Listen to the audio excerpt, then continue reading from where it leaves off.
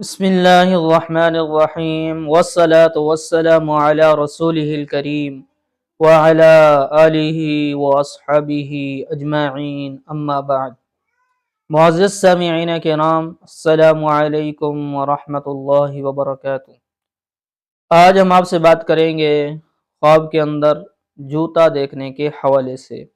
اس کی مختلف صورتیں ہیں اور اس کی مختلف تعبیریں ہیں۔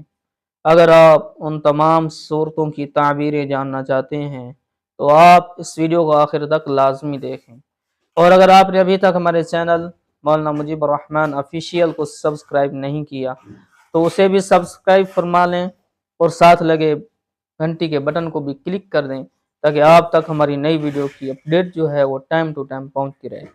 تو ناظرین، ہم چلتے ہیں آج کے موضوع یعنی خواب کے اندر جوتا دیکھنے کے حوالے سے۔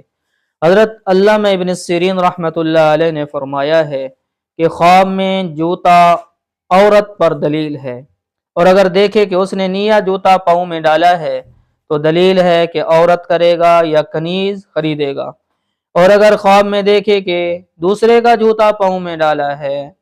تو دلیل ہے کہ بیوہ عورت کرے گا، اور اگر سیاہ جوتا دیکھا ہے تو دلیل ہے کہ عورت لڑاکی ہوگی، مردار ہوگی، بیکار ہوگی، شیطان ہوگی، اور اگر سرخ ہے، خواب میں دیکھے کہ سرخ جوتا ہے تو عورت خوش اور عیش پسند ہوگی، اور اگر زرد ہے تو عورت بیمار ہوگی، اور اگر سفید دیکھے تو عورت خوبصورت ہوگی۔ حضرت ابراہیم کرمانی رحمت اللہ علیہ نے فرمایا ہے اگر گائے کے چمڑے کی جوتی خواب میں دیکھتا ہے تو دلیل ہے کہ اصیل عورت کرے گا، اور اگر بکری کے چمڑے کی دیکھی ہے دلیل ہے کہ عربی عورت سے شادی ہوگی،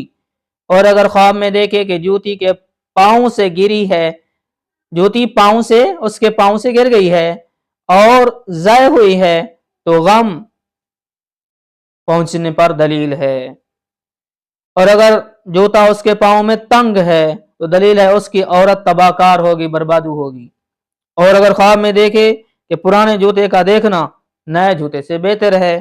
حضرت جعفر صادق رحمت اللہ علیہ نے فرمایا ہے کہ خواب میں جوتے کا دیکھنا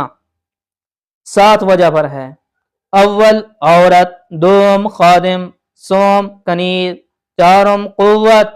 پنجم معیشت، ششم مال، ہفتم سفر، اور خواب میں جوتے بنانے والا ایسا شخص ہے جو میراث کو تقسیم کرتا ہے۔ اگر آپ بھی ہم سے کسی خواب کی تعبیر پوچھنا چاہتے ہیں، کوئی مسئلہ پوچھنا چاہتے ہیں، یا آپ اپنے بچوں کو ہمارے پاس آن لائن قرآن کریم کی تعلیم دلوانا چاہتے ہیں ترجمے کے ساتھ، تفسیر کے ساتھ، قرأت کے ساتھ، تجوید کے ساتھ، تو آپ میرے واٹس ایپ نمبر کے اوپر رابطہ کر سکتے ہیں۔ میرا واٹس ایپ نمبر میری ویڈیو کے نیچے موجود ہے، تو ویڈیو کو لائک کرنا، چینل کو سبسکرائب کرنا نہ بھولیے گا۔